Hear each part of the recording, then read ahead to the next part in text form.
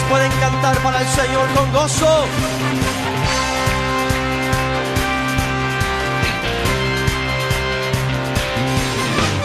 Yo cantaré en la presencia del Señor con gozo y me gozaré, en la casa de Adonai danzaré. Yo cantaré en la presencia del Señor con gozo. Primera de Pedro, capítulo 5, dice así: Dios resiste a los soberbios y da gracia a los humildes. Humillaos pues bajo la poderosa mano de Dios, para que Él os exalte cuando fuere tiempo, echando toda vuestra ansiedad sobre Él, porque Él tiene cuidado de vosotros. Sed sobrios y velad, porque vuestro adversario el diablo, como león rugiente, anda alrededor buscando a quien devorar, al cual resistid firmes en la fe, sabiendo que los mismos padecimientos se van cumpliendo en vuestros hermanos en todo el mundo. Hace 10 años, aproximadamente unos 30 días antes, en el mes de marzo, me dieron las noticias que tenía cáncer. No tan solo eso, pero cuando me dan las noticias, me dicen, posiblemente no vivas mucho. Lo máximo que a lo mejor con tratamientos y todo lo que te van a hacer a lo mejor entre 2 a 3 años.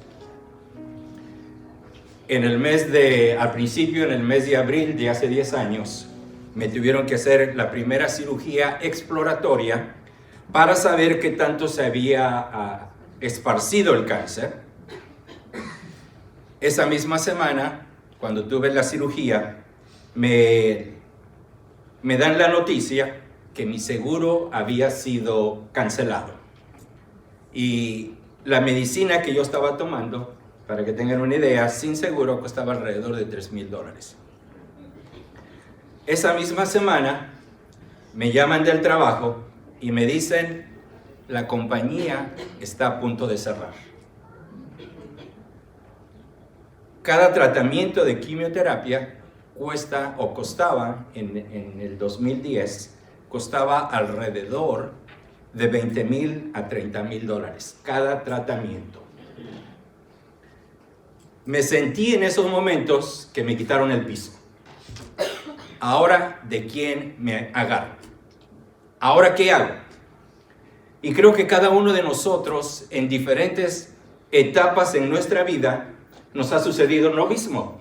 Tal vez ustedes en otra situación, al estar pasando, hagan de cuenta que les quitaron el piso. Y ahora, ¿de quién me agarro? ¿Qué hago? ¿A dónde voy? Y lo hermoso de la palabra de Dios y lo hermoso del apóstol Pedro es de que cuando a él pasa por lo mismo, ahora dirigido por el Espíritu Santo, nos da la solución de lo que nosotros tenemos que hacer. Nos da la forma en cómo nosotros podemos afianzarnos, agarrarnos, abrazarnos de nuestro maravilloso Dios, sabiendo de que Él tiene no tan solo cuidado de nosotros, pero Él tiene el control también de todas las cosas. Y el apóstol Pedro, por supuesto, nos va a estar diciendo esto, de que tenemos que estar humillados bajo la poderosa mano de Dios. Y Romanos capítulo 5 dice, y no solo esto, sino que también nos gloriamos en las tribulaciones. Dice, nos gloriamos en las tribulaciones.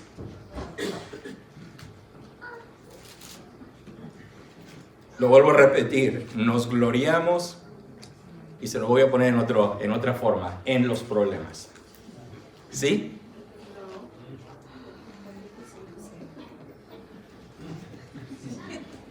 Sabiendo que la tribulación produce paciencia, y la paciencia prueba, y la prueba esperanza.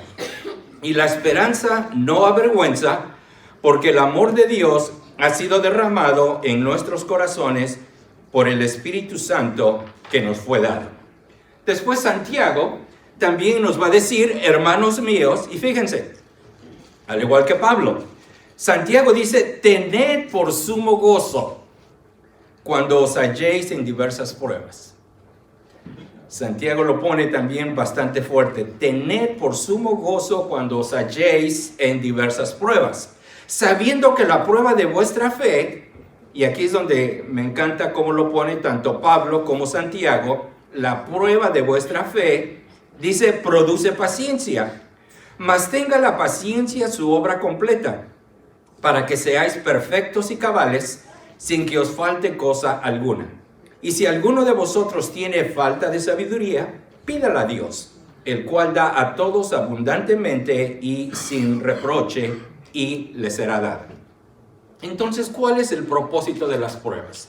Y Pedro nos va a dar la razón por la cual somos probados. Y en Primera de Pedro, tenemos ahí cuando él nos está diciendo, dice, para que sometida a prueba vuestra fe, y fíjense nuevamente, como Santiago, como Pablo, es la prueba de nuestra fe.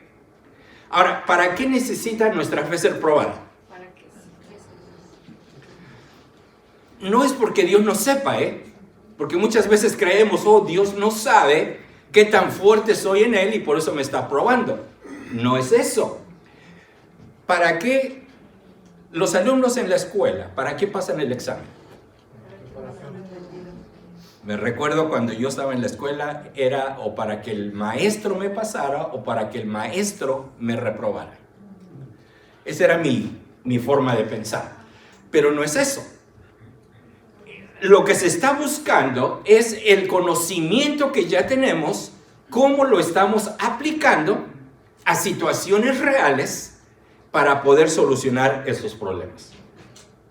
Entonces, el propósito de las pruebas de nuestra fe es para que apliquemos lo que conocemos de la palabra de Dios y nuestra confianza, nuestro ayo sea en el Señor y no en otras cosas. Y ahorita lo vamos a mirar. Entonces Pedro dice, para que sometida a prueba vuestra fe, y ahora fíjense en nuestra fe, el valor de nuestra fe, no hay un metal tan valioso en el mundo como nuestra fe. No hay los trillones, cuatrillones, si pudiéramos seguir hablando de dólares en el mundo o de monedas en el mundo, que sean tan preciosos como nuestra fe. Pero esta fe tiene que ser probada, y como dice Pedro, tiene que ser probada con fuego. Porque ¿qué pasa si al oro nada más le pongo 50 grados de calentamiento? ¿Qué le va a pasar? Nada. ¿Qué es lo que se tiene que hacer? Se tiene que poner a su máximo el fuego, la intensidad, para que este oro se convierta en algo líquido y entonces las asperezas puedan quitarse y puedan salirse para que el oro quede puro. Pero para esto tiene que ponerse bajo esta presión tremenda de lo que es el fuego. ¿Para qué propósito? Como dice Pedro, para que sea hallada en alabanza, gloria y honra cuando sea manifestado Jesucristo. Entonces ese es el primer propósito que Pedro nos dice por el cual pasamos por las pruebas. Es para que nuestra fe, después de que ha sido probada, el resultado sea para la gloria y la honra de nuestro Señor Jesús. Pero también Pablo nos va a estar dando otro punto, y esto ya lo hemos también hablado. Y Pablo en 2 Corintios capítulo 1 dice, bendito sea el Dios y Padre de nuestro Señor Jesucristo, Padre de misericordias y Dios de toda consolación, el cual nos consuela en todas nuestras tribulaciones. El cual nos consuela, y pongo énfasis, todas. No una, no dos, no tres, en todas nuestras tribulaciones. ¿Con qué propósito? Para que podamos también nosotros consolar. Y les doy un ejemplo. ¿Quién puede ayudar más o quién puede consolar más? Por ejemplo, y lo digo con mucho respeto, a alguien quien ha perdido una esposa. Alguien que también ya pasó por lo mismo. Porque ahora esa persona va a entender y entonces va a poder dar el consejo o las palabras correctas. ¿Saben una de las cosas que, y apréndanselo por favor? Nunca digan, lo siento mucho, porque no lo sienten. Entonces ni siquiera lo digan, es como una cachetada cuando uno está pasando por esos momentos y viene alguien y te dice, oh, discúlpame, lo siento mucho. La más grande mentira que podamos decir. ¿Saben qué es mejor decir? Estoy orando por ti. Y no comenten nada, no digan nada, es lo mejor que podemos hacer. Entonces, el propósito de las pruebas, desde el punto de vista de Pablo, basado en 2 de Corintios 1, es para que una vez de que nosotros hemos pasado por algo, ahora hemos aprendido la consolación que Dios nos ha dado y ahora nosotros podemos consolar a aquellos que ahora están pasando en esta misma situación. Y esto es lo que nuestro Dios quiere de cada uno de nosotros. Y el otro versículo, Lucas 22, que ya también lo hemos hablado, dice, dijo también el Señor, Simón, Simón, he aquí Satanás os ha pedido para zarandearos como a trigo. Pero yo he rogado por ti, y fíjense nuevamente, ¿no? Que tu fe no falte. La prueba de nuestra fe. Dice, y tú una vez vuelto, confirma a tus hermanos. Y nuevamente el propósito es el de confirmar, es cuando hemos pasado por esa prueba, el Espíritu Santo nos ha abierto el entendimiento y hemos podido ver claramente los caminos de nuestro Dios y entender por lo cual el Señor estaba probando nuestra fe. Y eso ha traído confirmación, ha traído establecimiento fuerte de nuestra fe. Y ahora lo que el Señor también quiere, así como hemos sido confirmados nosotros, vayamos con el hermano que está pasando por esa prueba y podamos no ir con mis palabras propias, sino ir con la palabra de Dios para confirmar de que Él es un Dios fiel, de que Él es un Dios que Él ha prometido nunca abandonarnos y que esto ha sido real, y enfatizar todos los atributos de nuestro Señor. Porque cuando lo hagamos, nos vamos a dar cuenta realmente el propósito por el cual el Señor nos ha puesto, el Señor también nos ha puesto por esto, pero el propósito es el de consolar.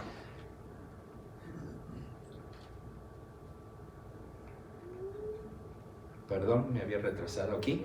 Y también el Señor nos dice en Mateo capítulo 11, versículo 28, venid a mí todos los que estáis trabajados y cargados, y yo os haré descansar. Creo que todos nosotros, antes de conocer a Cristo, teníamos estas cargas tremendas sobre nosotros, la carga del pecado. Únicamente Cristo puede quitar eso. No hay medicina, no hay tratamiento, no hay nada que pueda quitar el pecado, únicamente su sangre preciosa. Y por eso el Señor dice, vengan a mí, todos los que están trabajados y cargados, porque yo los voy a hacer descansar. Entonces, los dos diferentes propósitos de las pruebas. ¿Cuáles son? El de Satanás. Satanás, de acuerdo a la palabra de Dios, él nomás quiere hurtar, matar y destruir. ¿Y qué es lo que hace Satanás? Tú estás pasando por una prueba y el enfoque de Satanás es quitarte la mirada de Cristo, ponerla horizontalmente para que tú mires, oh, qué grande problema, Dios se ha olvidado de mí, Dios no me quiere, por eso me está castigando. Y lo único que quiere Satanás es alejarte de Cristo, poniéndote todas estas cosas en la cabeza, porque el propósito de él, de acuerdo a su palabra, es la de hurtar, la de matar y la de destruir. Ese es su propósito. El otro propósito, el de nuestro Señor, el Señor dice, yo soy la puerta, el que por mí entrare, y fíjense, en primer lugar va a ser salvo, va a entrar, va a salir y va a hallar pastos. Yo he venido para que tengan vida y para que la tengan en abundancia. Satanás quiere usar las pruebas para alejarte de Dios, para destruirte, para que tú maldigas a Dios y para que tú te alejes de Dios. El Señor no. El Señor quiere hacerte mejor, como esta fotografía que tenemos ahí. Somos ese barro en las manos de Dios que lo está formando a su imagen y a su semejanza. Pero para formarlo hay asperezas muchas veces que se tienen que quitar para que este vaso quede formado de acuerdo a lo que Él quiere. Y qué hermoso es saber de que nuestro Señor tiene ese propósito para cada uno de nosotros. Pero Pedro ha aprendido una gran lección que es la que quiere Él comunicarnos. Tenemos que humillarnos bajo la poderosa mano de Dios para que Él nos exalte cuando fuere tiempo. Y Él aprendió la lección en una forma bastante fuerte, porque Él, en su orgullo, en su obsesión de querer hacer lo que su cabeza pensaba, niega al Señor Jesús. Y el Señor se lo había dicho, pero él, terco, como muchas veces decimos, no quiso hacer caso de esto. Y ahora lo miramos sufriendo, lo miramos en una situación bastante precaria, porque en los siguientes días él ahora está sufriendo las consecuencias de su decisión. Pero no tenía que ser así. Pero sin en cambio, por estos siguientes días él lo está haciendo. Ahora pónganse a pensar lo que sus compañeros, los discípulos, tal vez le estaban diciendo. Allá en el trabajo, me dice, te está pasando todo esto, perdiste a tu esposa, te dio el cáncer, te quitaron el seguro porque te alejaste de Dios. Estás viviendo en pecado. Y me empezó a decir que yo no me quedé ni pude contestar, simplemente lo escuché y dije, ok, gracias. Gracias, hermano, por animarme y ayudarme a seguir adelante. El orgullo, eso es lo que hace. La carne, eso es lo que hace.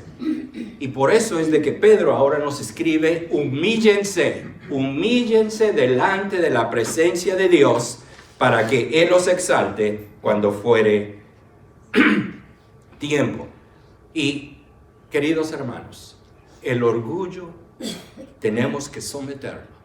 Tenemos que venir delante de Dios con esa humildad, sometiéndonos a su voluntad, sometiéndonos a sus planes que Él tiene. Porque esto es lo que nos habla de la humillación. La humillación quiere decir, Señor, está bien, acepto de que tú eres el único Dios soberano, que sabes todas las cosas, que sabes lo mejor para mi vida, y acato yo eso que tú me estás dando con humildad, sabiendo de que tú eres este Señor soberano. Esto es, en otras palabras, también lo que es la humildad. Y Pedro entonces nos va a decir, bajo la poderosa mano de Dios. No dice simplemente bajo la mano de Dios, sino la poderosa mano de Dios. La semana pasada estuvimos mirando qué tan grande es nuestro Dios. Después pueden leer otro pasaje. Bueno, toda la Biblia está llena del poder de nuestro Dios, pero pueden leer el Isaías capítulo 40, donde también va a exclamar ahí a Isaías en una forma maravillosa el grande poder de nuestro Dios. Porque tenemos a un Dios quien es todopoderoso, tenemos a un Dios quien es misericordioso, y Él quiere y desea lo mejor para cada uno de nosotros. Pero recordemos, todo lo que no proviene de fe es pecado. Y la ansiedad, la preocupación, todas estas cosas, por supuesto, todos las tenemos inicialmente. El punto es, ¿qué hacemos con eso? Si yo quiero tratar de solucionar esos problemas alejado de Dios, nunca voy a poder. Y estoy pecando porque yo creo Dios no es lo suficientemente fuerte como para ayudarme, o no es lo suficientemente inteligente para saber esto, así es de que yo soy el que necesito solucionarlo. Eso es actuar con falta de fe.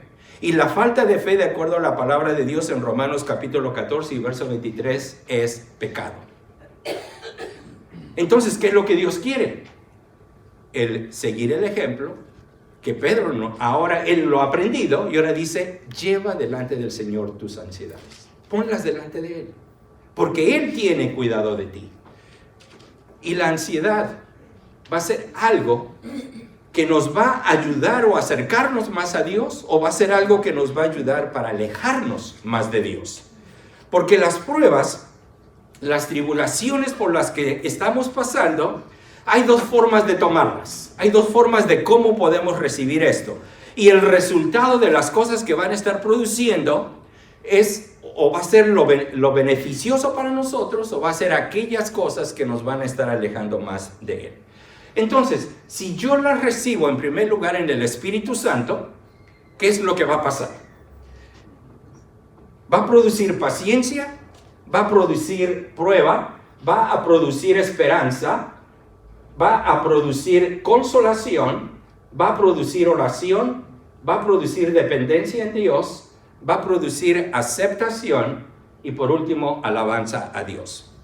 Cuando yo estoy pasando por la prueba, lo que Dios quiere es de que aprenda a tener esta paciencia y permitir, mejor dicho, de que Él sea el que esté obrando en mí. Ciertamente yo tengo, por decir algo, tengo este dolor de cabeza y ya no lo aguanto, y estoy tan mal acostumbrado en la sociedad en la cual estoy viviendo que quiero que ya, ¿no? Queremos comer y la comida la queremos ya, queremos algo y todo tiene que ser el ya. Y cuando estamos pasando por la prueba, déjenme decirles, no va a ser ese ya, instantáneo. Tenemos que pasar por la prueba. Y cuando estamos pasando por ella, cuando estamos confiados en Dios y tenemos nuestra esperanza en Él, Él nos va a dar esa paciencia a esperar en Él. El salmista en el Salmo 37 dice que nos deleitemos en Jehová y que guardemos silencio. Y muchas veces es lo más difícil, ¿no? Nos desesperamos. Ya pasó una semana y no se me ha quitado. Ya pasó un mes y todavía sigo con esto. La paciencia es lo que va a producir el Espíritu Santo en mi vida. La prueba. Ahora, la prueba aquí, hablando acerca de las situaciones por las cuales Dios nos va a estar pasando. Y la prueba va a ser para que yo me dé cuenta cómo estoy en respecto a mi fe, para yo permitir de que el Señor trabaje en mi vida. También va a producir esperanza. Nunca hay, y el Señor nos lo pone en su palabra, no vamos a ser probados más de lo que podamos resistir. En otras palabras, siempre hay una luz al final del túnel. De este túnel negro tal vez por el cual estamos pasando, hay una luz allá al fondo. Esto va a traer consolación. El Espíritu Santo nos va a consolar en esos momentos por los cuales estamos pasando, y esto va a producir que yo busque a Dios y que pueda tener esa comunión nuevamente con Él, por si es de que la he perdido a través de la oración. Y esto me va a llevar a ser una persona dependiente de Dios, porque Él es todopoderoso, Él es omnipresente. Él está aquí conmigo y sabe por lo que estoy pasando. Él es omnisciente, que sabe por lo cual yo estoy pasando. Es omnipresente porque también está aquí en todo lugar. Y también es omnipotente, que tiene todo el poder para ayudarme. Entonces, mi dependencia de Él va a ser al 100%, porque Él es el único quien me puede ayudar. Él es el único quien conoce y sabe, y me va a ayudar para poder seguir adelante. Y eso me va a dar aceptación. Aceptación de mi situación por la cual estoy pasando, de saber de que Dios lo está usando, como es al final, para alabanza de su nombre. Sin en cambio, si la recibo en la carne, y perdonen que está ahí muy chiquito, si la recibo en la carne, esto me va a traer dolor y malestar físico. Y yo no soy doctor, esto es lo que los doctores dicen. Esto yo no lo digo. Pero esto es lo que las pruebas, las tribulaciones, las preocupaciones, las ansiedades, esto es lo que produce dolor y malestar físico, inquietud, fatiga, tensión muscular, alteración del sueño, deterioro de la vida cotidiana, enfermedades psicosomáticas, abuso de sustancias y complicación con otros trastornos mentales.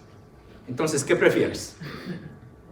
Ahí lo tienes, es tu decisión. Recibir la prueba de parte de Dios en el Espíritu, o tú la quieres solucionar en la carne y ahí tienes los resultados de lo que te va a pasar. Poniéndolo en otras palabras, en una forma visual, el problema cada vez se va a hacer más grande y más grande cuando mis ojos están horizontalmente mirando al problema.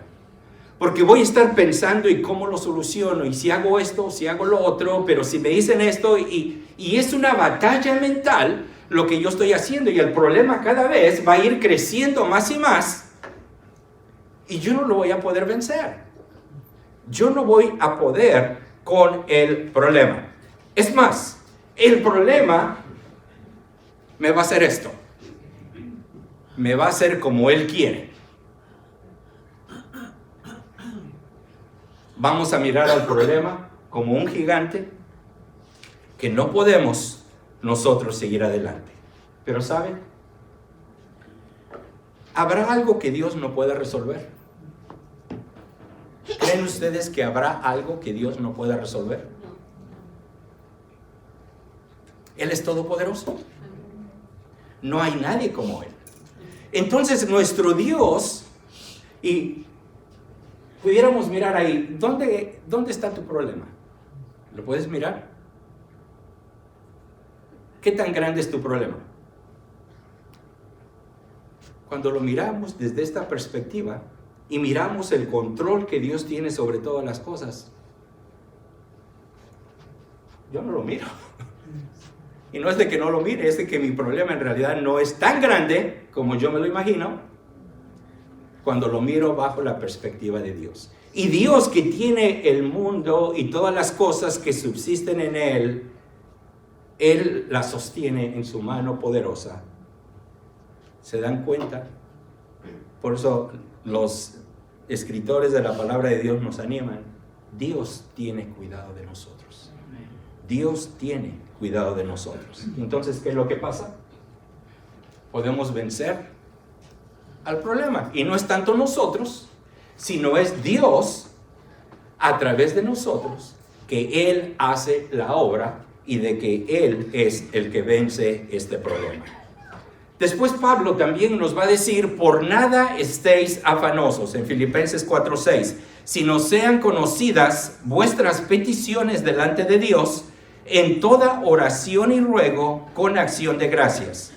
Y fíjense, y la paz de Dios, que sobrepasa todo el entendimiento, guardará vuestros corazones y vuestros pensamientos en Cristo Jesús.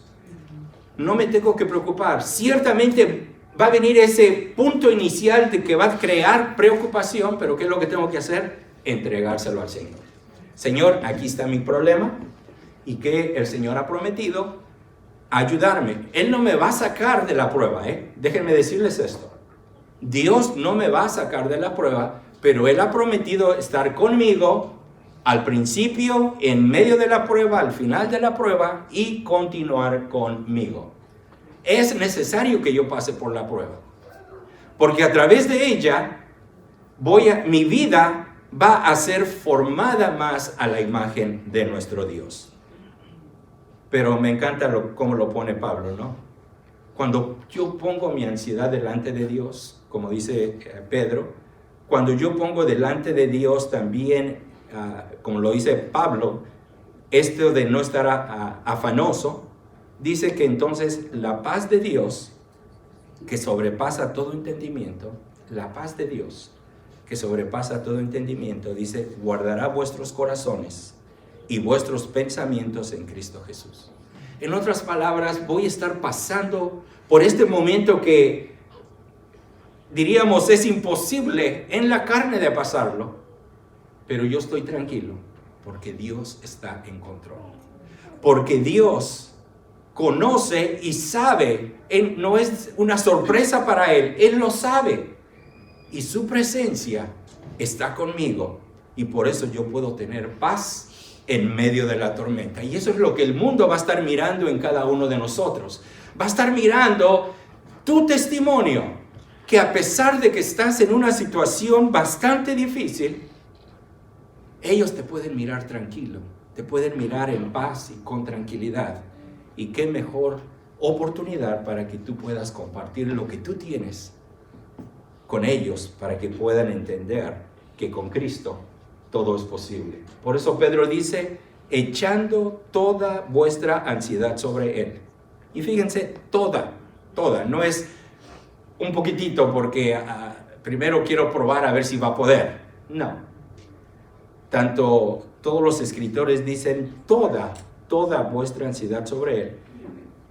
Y la razón, porque Él tiene cuidado de nosotros. Una de las cosas maravillosas que tenemos, queridos hermanos, es de que Dios cumple todas sus promesas. Él ha prometido estar con nosotros. Y me encanta el ejemplo de Josué, ahí en Josué capítulo 1 y versículo 5. Porque Josué, pudiéramos decir, de momento tiene una grande responsabilidad ahora de introducir a la tierra prometida al pueblo de Israel. Ahora imagínense, él se recuerda lo que Moisés batalló con estas millones de judíos en el desierto. Él había mirado cómo este pueblo se había rebelado en contra de Dios, cómo se había rebelado aún en contra de Moisés.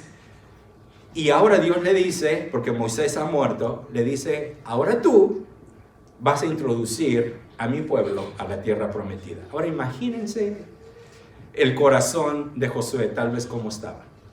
Pero qué hermoso es las palabras que Dios le dice. Dice, pero ¿sabes qué?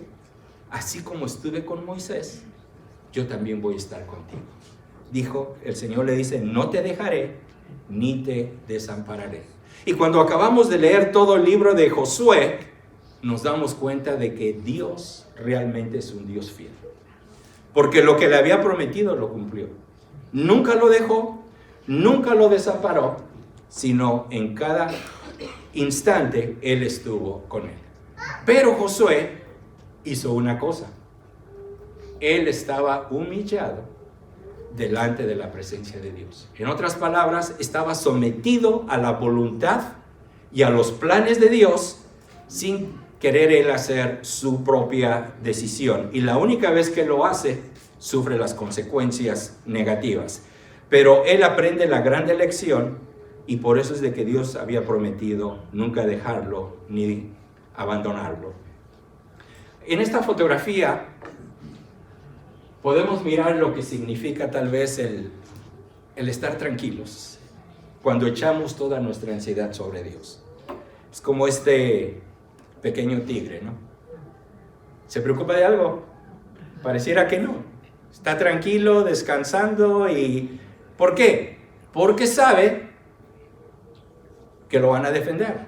Sabe de que en cualquier situación está ahí el más grande, el más fuerte y lo va a ayudar.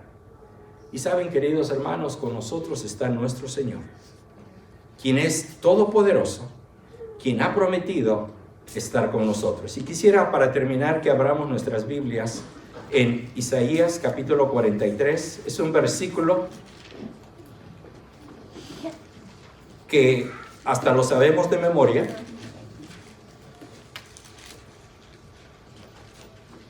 pero que es una grande verdad de lo que Dios quiere hacer en cada una de nuestras vidas.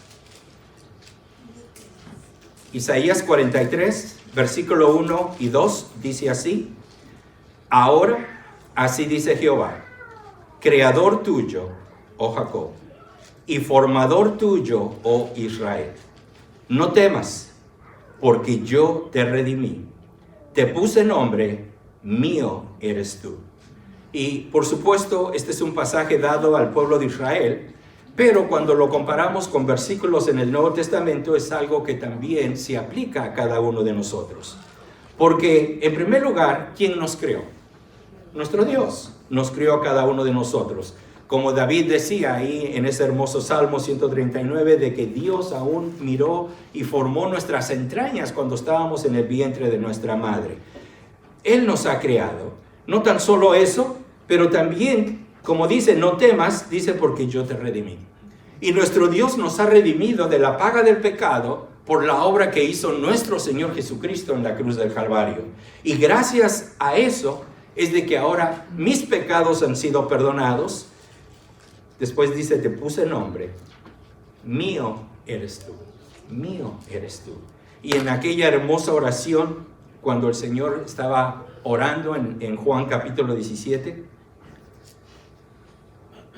una hermosa oración donde nuestro Señor decía, Padre, que ellos sean uno como tú y yo, guárdalos, porque ya no son del mundo, están en el mundo y te pido que los guardes, porque ahora somos uno todos nosotros. Qué hermoso es de que nuestro Dios nos ha puesto este nombre. Cuando pases por las aguas, yo estaré contigo. Y si por los ríos, no te anegarán. Cuando pases por el fuego, no te quemarás, ni la llama arderá sobre ti. ¿Y qué es lo que pasa? Cuando pases por las aguas, no dice el Señor que nos va a sacar de ahí, sino nos va a ayudar a cruzar. Por eso David escribía ahí en el Salmo 23, aunque ande en valle de sombra de muerte, no temeré mal alguno. ¿Por qué? Porque tú vas a estar conmigo. Aunque esté pasando por el valle de la sombra de la muerte, no voy a temer porque Dios está ahí conmigo. Dios está ahí para sostenerme. Dios está ahí para protegerme. Cuando estamos pasando por la prueba y estamos pasando por estas aguas, Dios ha prometido estar con nosotros. Dios ha prometido ayudarnos a que podamos cruzar del otro lado. El pueblo de Israel, cuando miran el mar enfrente de ellos, se espantan. Se voltean del otro lado y miran al pueblo de Israel, al pueblo de los egipcios, que viene, al ejército de ellos, que vienen para matarlos. ¿Y saben qué hace el pueblo de Israel? Empiezan a quejarse. ¿Y ahora quién nos va a salvar? Y me encantan las palabras que Dios les dice a ellos, dirigidas por Dios. Dice, estar quietos. Y cualquiera de nosotros diría, ¿estás tonto? ¿Cómo estar quieto? ¿Me voy a ahogar o me van a matar? No hay otra vuelta. Y Moisés les dice, estad quietos. Y Dios no lo sacó de la prueba así, porque eso pasó el día anterior. Entonces tuvieron alrededor de al menos mínimo unas 12 horas con esto en su mente, si van a confiar en Dios o no van a confiar en Él. ¿Y qué más dice Moisés?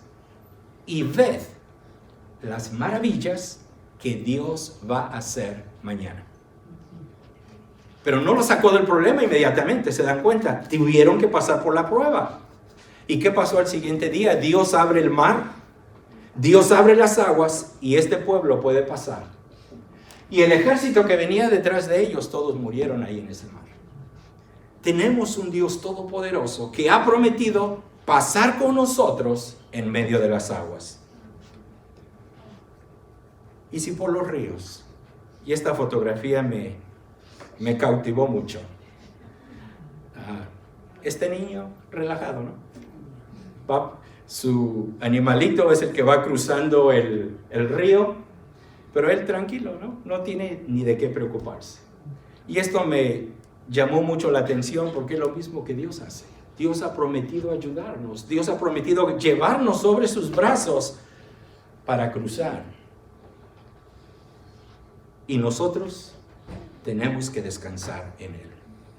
Y por último, cuando pases por el fuego, y el fuego es fuerte, ¿no?